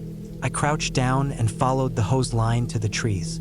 That's when I saw the camouflage tarp, brown and green, spread between 3 trees like a makeshift roof. Beneath it were plastic barrels, bags of fertilizer, and stacked buckets. I saw a battery-powered sprayer and some empty pesticide containers. My heart started pounding. I backed up a little and saw more plastic tubing, the kind used for irrigation, weaving all over the place like a giant underground spider web. That's when I knew what I had found: an illegal grow site. They were growing marijuana out there. Not the kind people grow in legal farms, but the kind that cartels and criminal groups plant deep in national forests to avoid detection. These weren't amateur stoners. These were professionals, organized, dangerous, armed. I had read about sites like this before, how they used banned pesticides, diverted creeks, and sometimes booby-trapped the area to keep people out. And I had just walked straight into one. I dropped down flat on my stomach and waited. Every part of me told me not to move. I listened hard. The forest was too quiet now. I hadn't noticed it at first, but there were no birds, no insects. It was dead silent. I looked around and saw some footprints near the barrels. Fresh, a water bottle half full. Someone had been here recently. I crawled backward through the grass for at least 20 feet before I dared to stand. Then I moved uphill quickly and as quietly as I could, keeping the wind behind me and trying not to break any twigs. I knew I couldn't go back the same way I came. If they had spotted me, that path would be the first place they'd watch. I checked my GPS and plotted a new route, one that curved around the ridge to the east and kept me above the elevation of the grow site. It would take longer and push me through some rough terrain, but I didn't care. I just wanted to put miles between me and that place. But the forest had other plans. Within 2 hours of fast hiking, clouds rolled in. Thick, dark ones that smelled like wet dirt and thunder. I heard the first crack of lightning before I saw any flashes. Then the wind picked up. I wrapped my jacket around me and pushed forward. The terrain got steeper, and I had to use my hands in a few places to scramble over boulders and muddy slopes. Then the rain came. It hit fast and hard. The kind of rain that soaks you through in minutes and turns trails into slippery rivers. My boots sank deep into wet soil. I slipped twice, once catching myself with my trekking pole, the second time landing hard on my hip. My map was a wet rag now. I could barely see anything on my phone screen. The cold got worse, and the forest around me blurred into a tunnel of green and gray. I stopped to eat but couldn't keep anything down. My nerves were still frayed from the grow site, and now I was wet, shivering, and off-trail. I found a half-sheltered spot under a large rock outcropping and set up a quick tarp lean-to. It wasn't perfect, but it kept the worst of the rain off me. I stripped down to my base layers, got into the bivvy, and waited. I listened hard for any signs of someone following me. Snapping branches, voices, footsteps. But all I heard was rain and wind. That night was one of the worst I've ever had outdoors. Couldn't sleep. My legs kept cramping from the cold. I had to pee in a bottle to avoid going out into the storm. By morning, the storm had passed, but the forest was soaked and fogged in. I ate a protein bar and started moving again. I felt like I was being watched the whole time. Every ridge line felt like it had eyes on it. I kept seeing shapes through the fog, tree stumps that looked like men, branches that moved just enough to make you doubt your own senses. I checked the GPS every 20 minutes, but the thick cloud cover messed with the signal. At one point, I was certain I had made a full circle. I found a tree with a broken branch that looked way too familiar. Then I saw the plastic bag, just hanging there, caught on a low branch like someone had tossed it or lost it in a hurry. It was the same type I had seen near the barrels. My stomach dropped again. I wasn't just lost. I was back near the grow site or maybe another one. I had no idea how many of them were out there. I looked for fresh footprints in the wet ground. I found some, more than one set. The mud made them easy to follow. I didn't want to, but I needed to know which way they were heading. They went downhill in the same direction I had planned to go. My exit route. I changed direction again, climbing another ridge I hadn't marked on my map. My thighs burned. I was soaked in sweat even though the air was cold. I barely drank anything. My hands were shaking from adrenaline and fatigue. I kept one hand on the bear spray I carried, even though I doubted it would help against guns. I just needed out. On the third day, I found an old logging road. It was overgrown and muddy, but I knew it would eventually lead somewhere, probably to a service road used by trucks or fire crews. I followed it for hours, switching between walking and short jogs. I didn't stop to rest more than 5 minutes at a time. I was too scared. That night, I found a flat area near a bend in the road and camped again. No fire, no light. I just sat in the dark, eating trail mix and trying to stay awake. I kept thinking I heard movement. Once I thought I saw a flashlight blink through the trees, just a faint dot of white light in the distance. But I wasn't sure. Could have been my eyes playing tricks. I stayed absolutely still. By dawn, I had blisters the size of coins and a limp from my fall, but I kept moving. Around midday, I finally reached a small service road. There were tire tracks, fresh ones. I followed them downhill until I saw a Forest Service truck parked at a closed gate. I dropped my pack, leaned on the gate, and waited. Eventually, 2 workers came out of the woods with tools. They looked at me like I was a ghost. I didn't tell them everything. I just said I got turned around in the storm and needed help getting back to my car. They gave me a ride to the ranger station, where I cleaned up and eventually drove home. Later that week, I filed a quiet tip through an anonymous form online. I didn't put my name on it. I just dropped a GPS pin and described what I saw. I still think about that moment in the meadow sometimes, about how easily I could have been caught, how close I might have come to disappearing in those woods. If someone had been watching me, if I had tripped a wire. I didn't mean to get lost that day. I was just trying to shave off a little time from what was already a long solo hike. I had taken time off work for the first time in a while, hoping to clear my head out in the wilderness. No emails, no texts, no noise, no other people. I'd been planning it for months. The hike I chose was a long, quiet trail that cut through a national forest. Tough in some parts, but nothing extreme. It was supposed to be peaceful, something simple to help me reset. The trail was called Pine Ridge Loop. It was about 17 miles total, a big loop through a dense part of the forest, mostly flat in the beginning with a few climbs deeper in. I'd parked my car near the main entrance, checked my backpack 3 times, made sure I had enough food, water, and my knife. I also carried a small first aid kit, a flashlight, a map I printed just in case I lost signal, and my phone with full charge. I even brought a portable charger. The first part of the hike was perfect. Cool air, not too hot, and the woods were thick but beautiful. I didn't see a single person for the first few hours, and that's exactly what I'd wanted.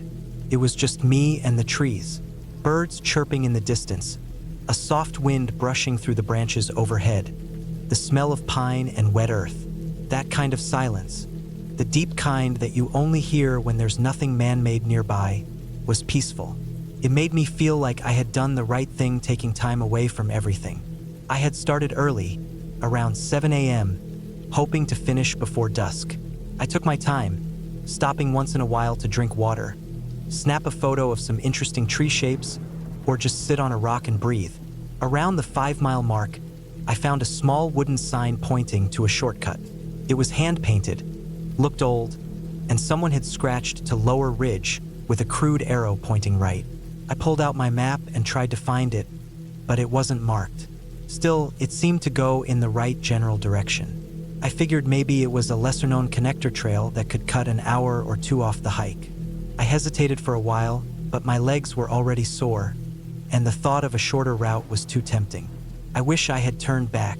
The trail started narrow but looked used, maybe by locals, maybe hunters. There were boot prints in the dirt, broken branches, signs that people had come through at some point.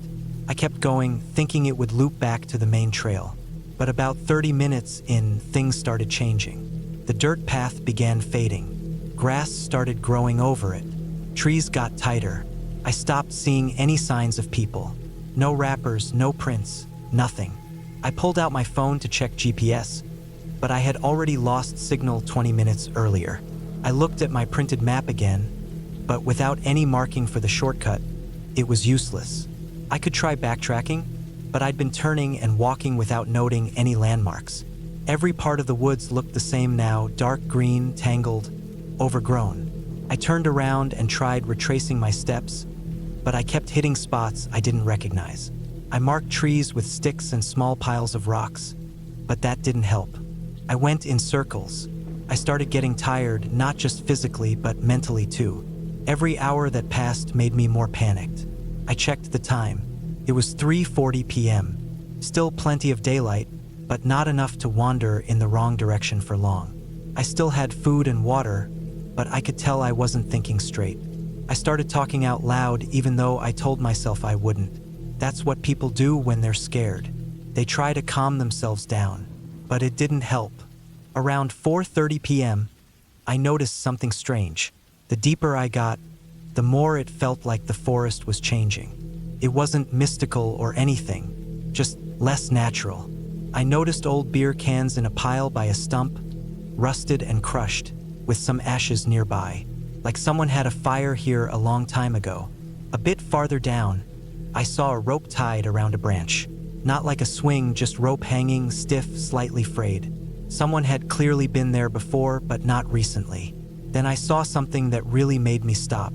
A piece of faded orange tarp nailed between two trees, like a makeshift shelter. It had holes in it, covered in dirt and leaves, and didn't look like it had been used in years. But right beside it, I found a pair of boots, worn out, still standing upright like someone had stepped out of them. That kind of thing isn't normal.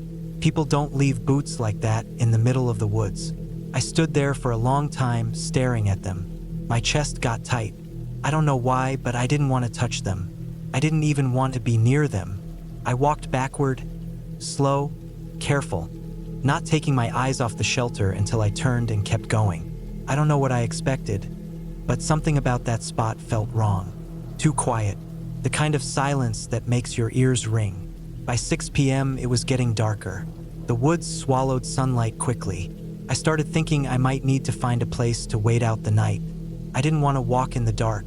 Not out here. I had a flashlight, but the batteries weren't full. I kept walking until I found a hollow between two rocks. Enough space to crouch and rest my legs. I ate some granola, drank water, and just sat there. The forest was almost black now. No moon, no stars visible through the branches above. Then I heard movement. Slow, heavy movement. Not an animal. I know the difference. I've hiked long enough to tell the sound of a raccoon from a deer from a person. This was someone walking, careful steps, trying not to make too much noise. I held my breath. It was off to my left, about 30 feet away. I couldn't see anything, but I knew someone was there. The steps stopped. Then I heard the sound of dry leaves being crushed slowly, like someone was shifting weight from one leg to the other. Then silence again. I stayed frozen. I wanted to turn on my flashlight, but that would give away my position. I waited for what felt like an hour. The sounds didn't come back, but that didn't mean the person was gone. I didn't sleep that night. I just sat there, knees to chest, holding the flashlight in one hand, the knife in the other. When the sun started coming up, I moved. I didn't stretch, didn't eat, just moved. I walked straight in one direction, hoping to hit a trail, a creek, anything man-made. My legs hurt. My feet were blistered. I had dirt in my eyes, in my nose. I hadn't spoken in hours. I didn't feel real anymore. Then I found something I never thought I'd see. A clearing. It wasn't natural, though. It was man-made. Logs cut and stacked. A rusted-out shed, broken tools, and an old truck without wheels, just rotting in place. It looked abandoned, but not ancient. There were footprints in the dirt, deep and recent. I didn't know what to do. If someone was living out here, I needed help. But what if it was the person I'd heard the night before? What if they didn't want me here? I circled the clearing, quiet, checking from a distance.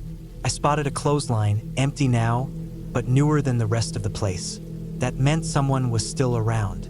I backed away and kept walking, heart racing. Not long after, I heard an engine. At first, I thought I imagined it, but it got louder. I followed the sound until I saw a dirt road. Not a trail, an actual dirt road with tire tracks.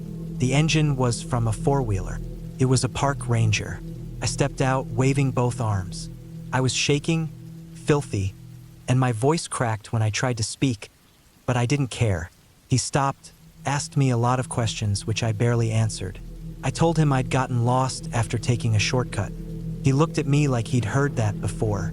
He gave me water, radioed it in, and let me sit in the ATV while he drove me back. As we bounced down the road, I looked back once toward the forest. I never told him about the boots, the tarp, the noise in the night. I didn't want to explain it. I didn't want him to think I was crazy. I later found out that the shortcut I took wasn't an official trail. It had been used years ago but was shut down after someone went missing. I asked around online, but no one ever gave me clear answers. Just stories, rumors, and dead ends. I've never gone hiking alone since. I still hear that sound sometimes. The slow, heavy footsteps in dry leaves. Not in real life, but in my head. When I close my eyes, when it's too quiet at night, I don't know who or what was out there. I don't want to know. All I know is I walked into those woods thinking I was in control, and I came out understanding just how small and stupid that idea was.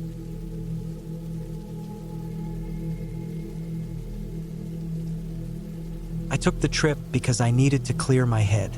Life had been building up too much pressure. Work deadlines, family stress, constant noise from everything and everyone. I didn't want to be around anyone for a few days. I didn't want to talk. I didn't want to think about the next task or obligation. I just wanted to be surrounded by trees, wind, birds, and dirt. I'd always enjoyed being alone in the wilderness, so I figured a solo hiking trip would be the perfect escape. I picked a place I hadn't been before, a range of mountains in the northern part of the state, about a 5-hour drive from where I lived. The area was known for being quiet and not too popular. That's what drew me in. I didn't want to run into other hikers every few miles. I wasn't looking to socialize on the trail or take pictures for social media. I just wanted to hike, camp, and be completely alone. I planned the trip for 5 days. I packed everything I thought I'd need: tent, sleeping bag, freeze-dried food, water filter, small stove, backup batteries, first aid kit, map, compass, and a GPS unit. I brought an emergency beacon too, just in case. I told one friend where I'd be and when I'd be back, just to be safe. But I didn't want anyone checking in on me. I wanted real quiet, the kind of quiet you only get when there's no one else around for miles. I arrived at the trailhead around mid-morning. There was only one other car parked there, dusty and older looking, like it had been there a while. I thought maybe someone had gone in before me and planned a long hike too. I didn't think much of it at the time. I locked my truck, strapped on my pack, and headed into the woods. The first day felt like everything I had hoped for. The trail was a little overgrown in places, but not hard to follow. I hiked deeper into the forest, taking in the smell of pine and damp earth. The weather was perfect, not too hot, not too cold, and no signs of rain. Birds chirped, insects buzzed, and the sun filtered through the trees in long streaks. I moved at a steady pace, stopping only to take short breaks and drink water. I didn't see another person all day.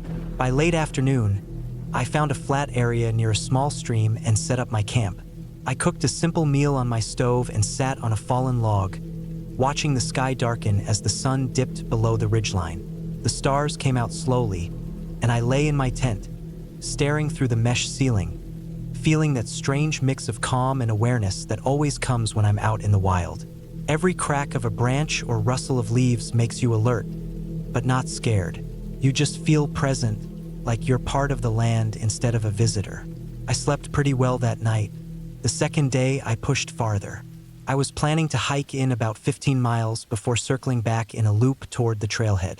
The terrain got a bit steeper, and I had to climb more as the forest thinned in places.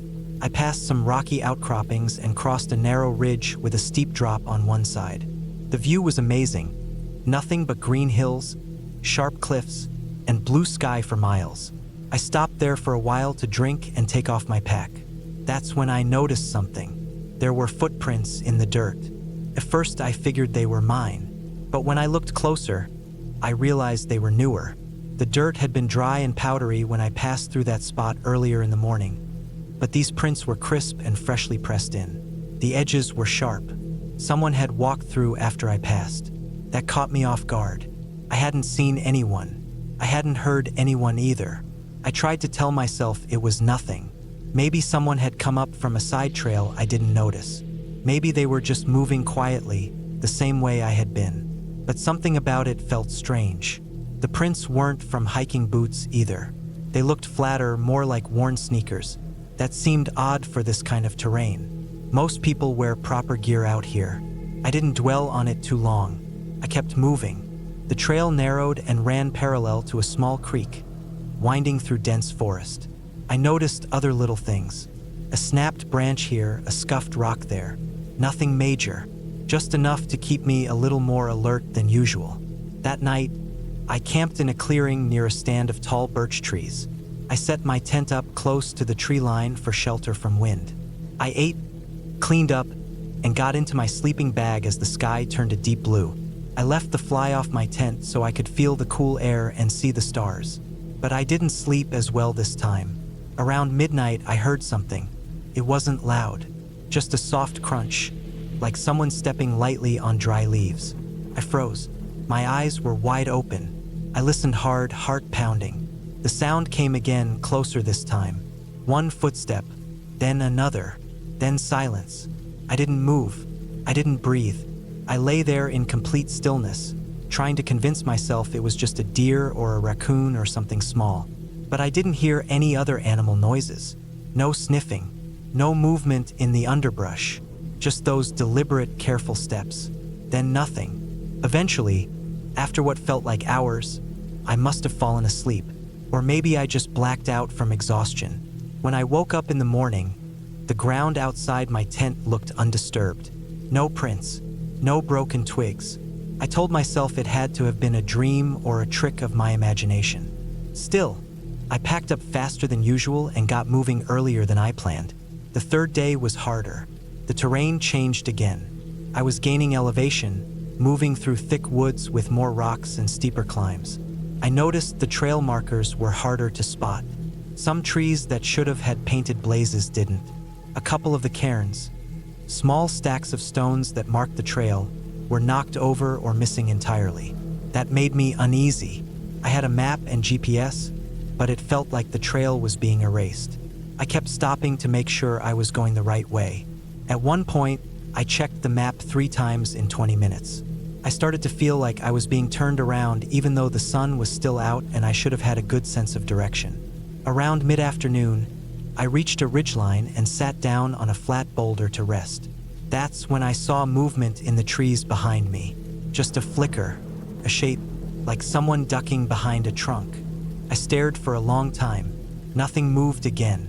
I stood up, scanned the woods with my eyes, and slowly turned in a full circle. My heart was beating too fast.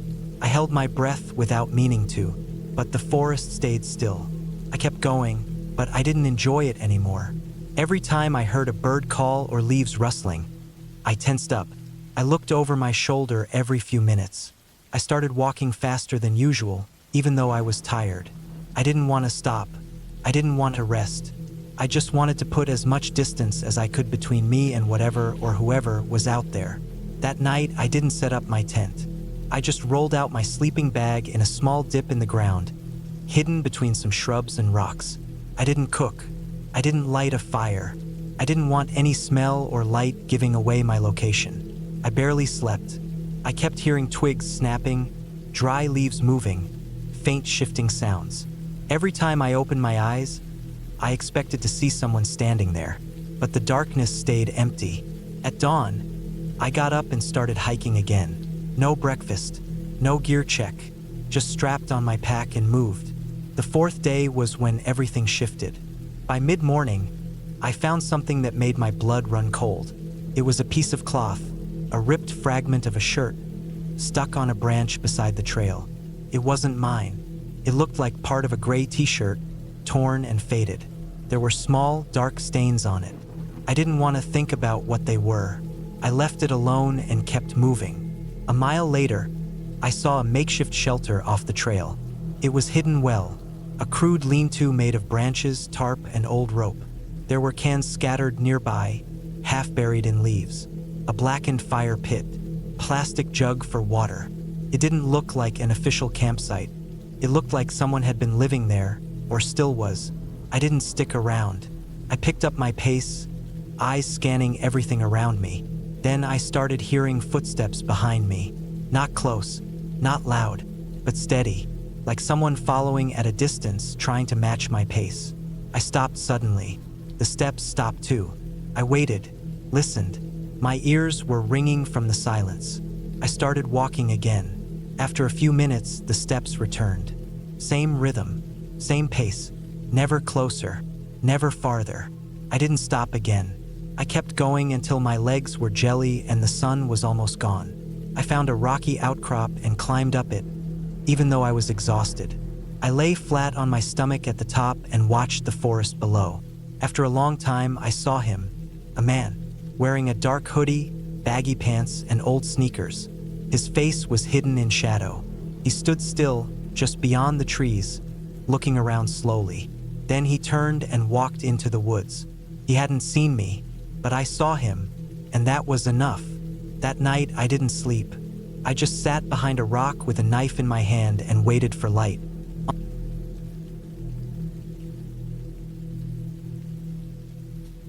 I started hiking when I was in my early 20s. It was a slow thing at first, just short walks through local nature parks, a few miles at a time. But over the years, I began pushing myself more and more. I liked being alone out in the woods. No noise, no pressure, no one judging me. I didn't do it for social media or to impress anyone. I just wanted to be outside with no one around, where everything felt still. By the time I was 30, I had already completed dozens of hikes. Some were challenging and took days, others were simple day hikes. I lived in Montana, which meant I was lucky enough to be surrounded by some of the best wilderness in the country. Huge stretches of forest, hills, and mountain trails. I had hiked in Glacier National Park, near the Bob Marshall Wilderness, and even made a trip down to Wyoming once to hike around the Wind River Range. That spring, I decided I wanted something new, something off the beaten path. Not something with tourists, not something with easy access or designated campgrounds. I wanted a hike that felt like an escape again, something that reminded me of why I started in the first place. After some digging, I found a trail mentioned on an old hiking forum. It didn't have an official name, but some people called it the Red Pines Route because it passed through a deep patch of red pine forest. It wasn't maintained by the park services, and it wasn't marked on the usual maps. According to one post, you could access the trail from a service road about an hour outside of a small town called Elkins, which itself was 2 hours from where I lived. It sounded perfect. The weather was warming up, but the real crowds hadn't started yet. It was late April. I packed light but prepared like I always did. I carried a water filter, a tarp shelter, freeze-dried meals, 2 knives, a lighter, paracord, a whistle, and a small first aid kit. I also brought a compact satellite GPS. Not the best one, but enough to mark waypoints and help me get back if I needed to. I didn't carry a gun, which maybe was a mistake, but I had never needed one before. I was careful with wildlife and never took unnecessary risks. I left early on a Friday morning, hoping to reach the start of the trail by noon. The drive was uneventful until I reached the service road. It was narrower than I expected and covered in fallen branches and debris. My SUV made it through, barely, and after about 4 miles of slow driving, I found the small clearing that matched the description I had read online. There was no sign, no parking area, just a faint path that disappeared into the trees. This was what I wanted. I parked, locked up, and made sure to hide my gear bag under a blanket in the back, just in case someone stumbled upon my vehicle. I strapped on my pack, checked my GPS, and stepped onto the trail. The forest was quiet. No birdsong, just the crunch of my boots on the leaf-covered ground and the wind pushing through the tops of the trees. It was peaceful, almost too peaceful. I followed the trail for hours. It twisted and dipped, sometimes hard to follow, but still visible if I paid attention. Around 4 p.m., I came to a flat area by a shallow stream, surrounded by thick red pines that must have been 50 or 60 feet tall. I decided to make camp there for the night. I collected dry wood, boiled water, and ate a pouch of beef stew. It wasn't gourmet, but it filled me up. I didn't light a big fire, just a small one to cook and stay warm. By nightfall, the temperature dropped, but my sleeping bag kept me comfortable. I fell asleep listening to the wind and the crackling of branches above. That night, I woke up twice. The first time was because of some kind of scratching sound. Not close, but steady, like something moving across bark. I figured it was a raccoon or porcupine. I heard them before on other hikes. The second time, it was dead silent. No wind, no rustling, just silence so quiet it felt unnatural. I sat up slowly and listened. Nothing. Then a single snap, like a twig breaking underfoot. That one sound made my whole body tighten. I held my breath. I stared into the trees, trying to see anything. but it was pitch black. I turned on my small flashlight and pointed it toward the sound. Nothing there. I stayed awake for almost an hour after that, flashlight in hand, just listening. Eventually, I must have fallen asleep again because the next thing I knew, the sun was rising. I shook off the unease and packed up camp. Maybe it had been a deer. Maybe I was just tired and imagined it. The silence, though, still bothered me. I kept hiking, moving deeper into the trail. Around mid-morning, I saw something strange. A tin can, like a soup can, hung from a branch, swinging slightly in the breeze. It was old, rusted, and had a string tied through a hole punched in the side. It looked like a makeshift noise trap, maybe meant to scare off animals. I had seen that kind of thing before in videos or survival blogs, but finding one here felt off. I left it alone and kept walking. An hour later, I found another one. This one was hanging lower, tied between two trees. It didn't seem random. It was set at chest height, and the trees were close enough that you'd walk into it if you weren't watching. That's when I started feeling watched. I didn't hear anything. I didn't see anything, but my skin felt cold, like I was being stared at from somewhere I couldn't see. The trees were thicker now, and the sky above looked smaller, more closed off. Around noon, I stopped to eat a snack and rest. That's when I noticed fresh footprints near the trail. Not mine. I checked my boot prints just to be sure. These were different, slightly larger, and the tread was deeper, like from a heavier boot. Someone else had been there. I told myself it was probably just another hiker, maybe a hunter, but there were no shells, no scent markers, no signs of a blind or stand. And these prints weren't old. They were clean, sharp in the dirt, made that day. I kept moving, now with more caution. Every sound made me flinch. I started checking behind me more often. That's when I realized something chilling. There were no animals, no birds, no squirrels, no insects, nothing. I hadn't seen or heard any wildlife all day. Even on quiet hikes, you still notice something. But here, it was like the forest was emptied. I hiked for another few miles, deeper into the thick trees. The trail turned steeper and followed along a ridge with a view of the forest below. I checked my GPS again to mark a waypoint, but it blinked with a warning, low battery. I had left it on longer than I meant to. I switched it off to save power. That afternoon, I found a clearing that looked like it had once been used as a camp. There were rocks in a fire circle, an old sock half buried in the dirt, and a tarp nailed loosely to a tree, fluttering in the breeze. It looked abandoned but not old. The tarp was dirty but not rotted. The sock was faded but not destroyed. Someone had camped here recently. I didn't want to stay long. I pushed on for another mile or two, but the feeling got worse. I couldn't ignore it anymore. I was being watched. I could feel it every time I stopped. I didn't see anything. No movement, no noise, but that made it worse. I turned around. I decided I wasn't going to spend another night out here. I didn't care if I had to hike until dark. I just wanted to get back to my car. But as I backtracked, I noticed something even worse. There were new boot prints. Again, not mine. They were on the trail, leading in the same direction I was going. That meant someone else had come from behind and passed me while I was ahead. But I never saw anyone. They weren't there before. I hiked faster, sweat running down my back even though the air was cold. I stopped checking my GPS. I just followed the trail, trying not to think too hard. Just one foot after the other. I kept looking behind me. The sun was getting low. Shadows grew longer. I didn't want to be out here in the dark again. But the trail started looking different. I didn't recognize a bend in the path. The rocks looked unfamiliar. I started to panic.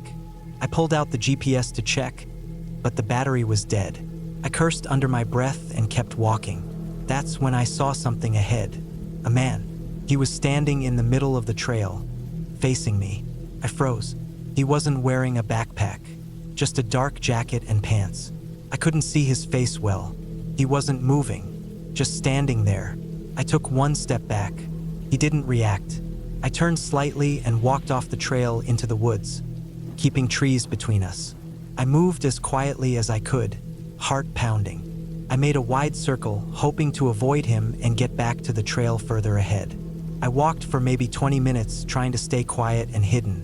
When I returned to the trail, it was empty, but the boot prints were back, and they were mine. I had walked in a circle. I almost screamed. I had no signal, no battery, no sense of direction, and someone out there was watching me. I didn't know what they wanted. They hadn't spoken, hadn't chased me, but they were there. I moved again, pushing through brush, ignoring the trail, trying to head in a straight line. I followed the sun, hoping it would lead me west, back to the service road. Eventually, I saw something ahead.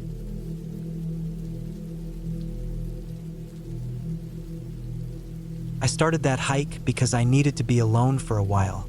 Life back home was wearing me down, and I couldn't focus on anything anymore.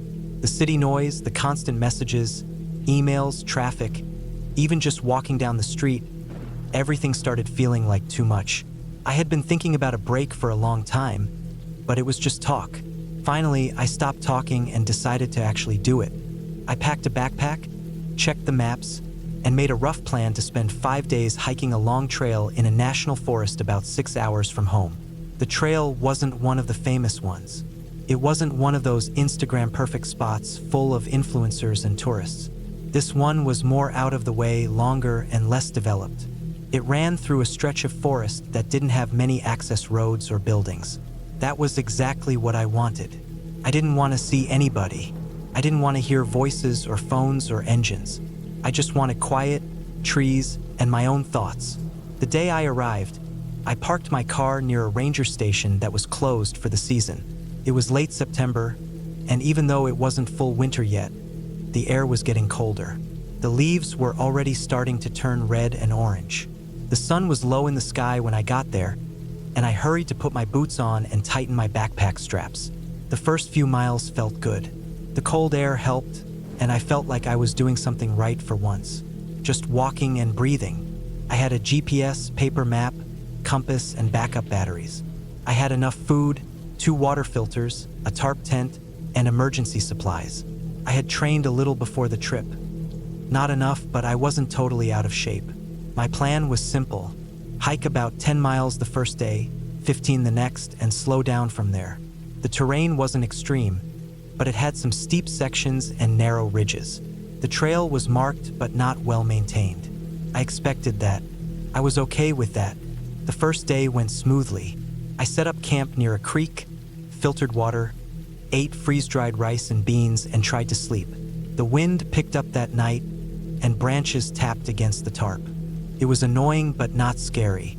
I didn't sleep well, but I didn't care. I wasn't here for comfort. By the second day, I was deeper in the woods. The trail narrowed, and I had to climb over more fallen trees. I saw bear scat, but it wasn't fresh.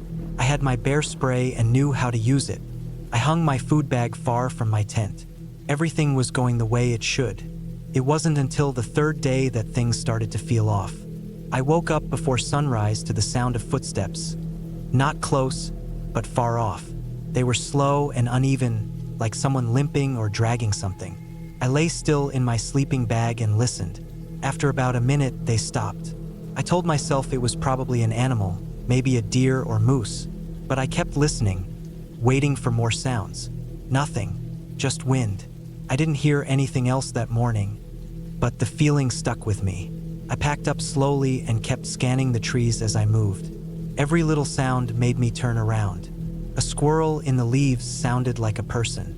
A gust of wind made me grip the straps of my pack like I was bracing for something. Felt stupid, but it didn't go away. About 5 miles into the hike, I saw something strange. There was a tree off to the side of the trail with deep scratch marks on the bark, way higher than I could reach with my hand. I walked closer and ran my fingers over them. They weren't old. The bark was still curling around the edges. The marks were uneven, like they had been made by something rough and strong. I stepped back and looked around. Nothing moved. Nothing made a sound. I took a few pictures, not because I wanted to share them, but because it felt like the smart thing to do. Something to refer back to if I needed to explain it later. I kept walking faster now. About 2 hours later, I noticed a small detour path that wasn't on the map. It looked like an old animal trail at first, but the way the branches were pushed aside and some of the grass was flattened made it seem like a person had walked there. I stood there for a while, looking at it. Something about it made me uncomfortable. I turned and kept going on the main trail, but I kept looking over my shoulder every few steps. That night, I camped on a ridge. I picked the spot carefully.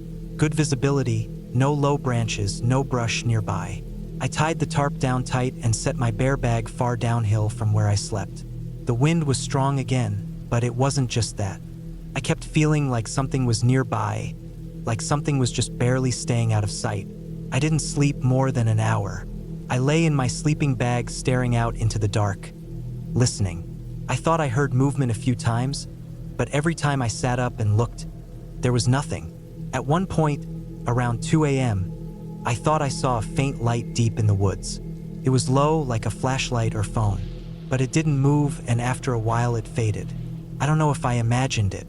By morning, I felt like I hadn't rested at all. My legs were heavy, and my head hurt. I ate a protein bar without tasting it and packed up. I told myself it was just the isolation messing with me, but part of me knew it wasn't just in my head. The fourth day was when everything really went wrong. I was about 7 miles from the next trail junction, where I'd turn and start the long loop back toward the parking area. I was trying to push through the miles fast. The terrain was getting steeper again, and the trail was harder to follow. In some places, fallen trees blocked the way completely, and I had to go off-trail for a while before finding it again. Around noon, it started raining, cold, steady, miserable rain. My jacket soaked through faster than I expected. My fingers went numb. The trail got muddy, and I slipped twice going downhill. The second time, I landed hard on my side and stayed there for a minute, breathing heavy, eyes shut. When I finally sat up and checked my leg, I saw a big scrape on my thigh and some bruising, but nothing was broken. I limped for a while, then got used to the pain. It was around then that I noticed I hadn't seen a single footprint or sign of another person for over a day. Not that I expected crowds, but this was different. The forest felt empty, dead almost. No birds, no bugs, not even squirrels. Just trees, wind, and the sound of my own boots sinking into the mud. Then I saw the first boot print. It wasn't mine. It was off to the side of the trail, half filled with water, pointing uphill into the trees. It was fresh, very fresh. I stared at it for a long time, then looked around. I didn't see anyone. I didn't hear anything. But now I knew someone else was out here. For the next hour, I walked faster, barely looking up. I kept one hand on my bear spray and the other gripping my pack strap. I didn't eat. I didn't stop. Just kept moving. That's when I got lost. It happened fast. The trail dipped into a hollow, and I saw more trees down across the path. I tried to go around them, but when I came back up, the trail was gone. I circled, looking for the next blaze on a tree, but there was nothing. The rain made everything slick, and my GPS battery had dropped fast because of the cold. I tried to check the map, but I wasn't even sure where I had gone off. I spent the next 2 hours trying to find the trail again. At one point, I thought I heard someone's cough far off through the trees, but I didn't call out. I didn't want to. I knew enough to stop before I made things worse.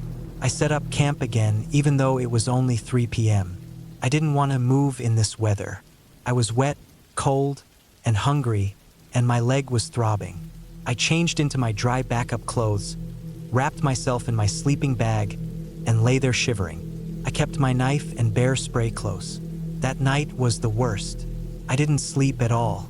At some point around midnight, I heard footsteps again. This time, they were much closer.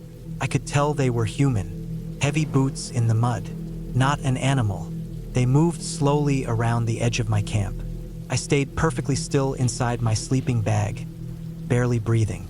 I didn't have a fire, and I had covered the reflective parts of my tarp, so it was hard to see me unless someone knew exactly where to look. The footsteps stopped for a long time. Then I heard something soft, like breathing. I think they were standing just a few feet away. I didn't move. Eventually, the sound faded. I waited over an hour before I unzipped the sleeping bag. I sat up slowly, heart pounding, eyes wide. Nothing. just dark shapes of trees, wind in the leaves, and the faint sound of rain. I stayed awake until morning. When the sun came up, I didn't waste any time. I packed fast and started moving in what I thought was the right direction. I didn't even eat. I just drank some water and walked. That day felt like it lasted forever. Around mid-afternoon, I saw something that made my stomach drop. There was another campsite, someone else's, but it was abandoned. A tarp had collapsed under the weight of wet leaves. A black backpack was hanging from a tree. I walked closer slowly. The pack looked new. I checked it. It was full of supplies. Food, water, clothes, even a satellite phone with a cracked screen. The gear looked like it had been